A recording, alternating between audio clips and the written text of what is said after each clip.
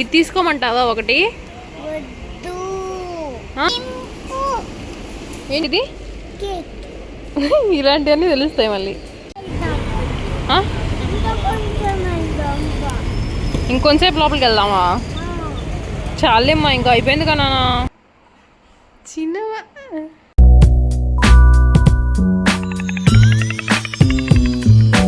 Hello, ఇప్పుడైతే నేను మహి రిలయన్స్కి వచ్చాము. ఇందులో కూర్చోబెడితే గానీ మన పని అవ్వదు. ఇక వదిలేసామంటే అసలు ఎటు వెళ్ళిపోద్దు దానికే అర్థం కాదు. వెళ్ళి ఎక్కడో అక్కడ నుంచో ఏడుస్తా నుంచి ఉంటుంది. అందుకని చెప్పి స్టార్టింగ్ లోనే దీని మీద కూర్చోబెట్టేసేసి నాన్న మనకు కావాల్సినవి తీసుకొని వెళ్ళిపోదాం అని చెప్పి అన్నాను. కావాల్సినవి అయితే అమ్మ కొన్ని చెప్పింది. ఇంకా ఫస్ట్ అయితే మనకి మెయిన్ కావాల్సింది రైస్ అనమాట. బాస్మతి రైస్.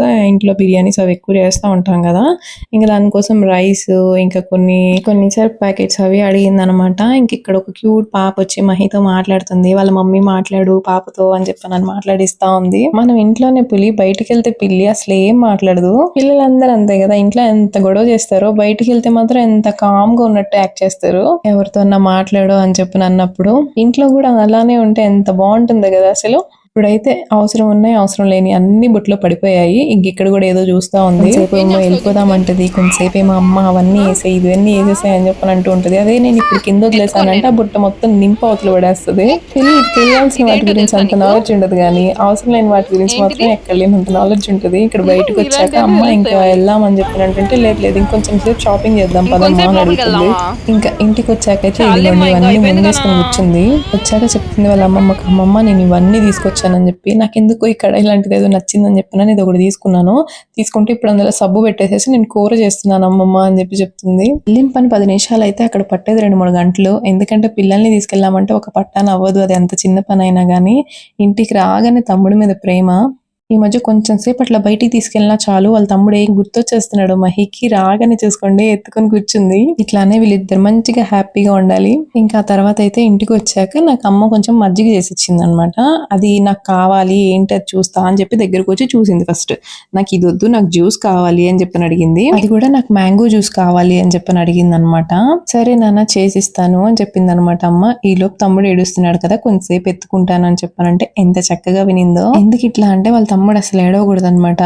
ఎవరికన్నా ఇచ్చినప్పుడు కూడా వాడు ఏడ్చాడంటే వద్దు మీ దగ్గర మాకు ఇచ్చేసేయండి, మా బాబు ఏడుస్తున్నాడు అని చెప్తుంది.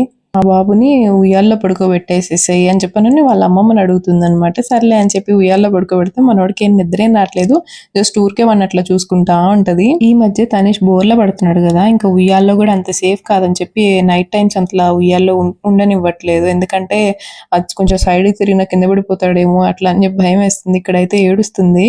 ఎందుకంటే ఆ మ్యాంగో జ్యూస్ చేసేలేదు నాకు అని చెప్పినని. చూసారు ఎంత క్యూట్ గా చూస్తున్నాడు వాళ్ళ అక్క వైపు. ఇప్పుడు నుంచి వీళ్ళిద్దరు ప్రేమలేంటో. వాళ్ళ అక్క ఏడిస్తే వీడు వెంటనే వెయిట్ చేస్తాడు అసలు. ఇంతలోనే మహి డ్రెస్ చేయింది.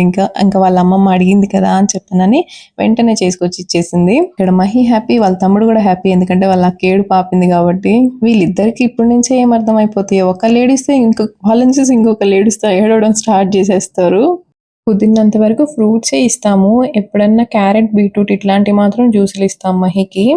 ఏదో మ్యాంగో జ్యూస్ అనేటప్పటికి ఏంటంటే తనకు కూడా ఏదో వెరైటీ ఇంకేదో తాగాలనిపించేసి మ్యాంగో జ్యూస్ అనింది. కానీ మామూలుగా అన్ని ఫ్రూట్స్ రకంగానే పెడతాను. ఇక్కడ ఏం జరుగుతుందంటే మహి గోపికం అయిపోయింది అనమాట. ఇష్టము మహికి సాంగ్ అంటే. ఇంకా వ్లాగ్ అయితే అయిపోయింది. నెక్స్ట్ వీడియోలో కలుద్దాం.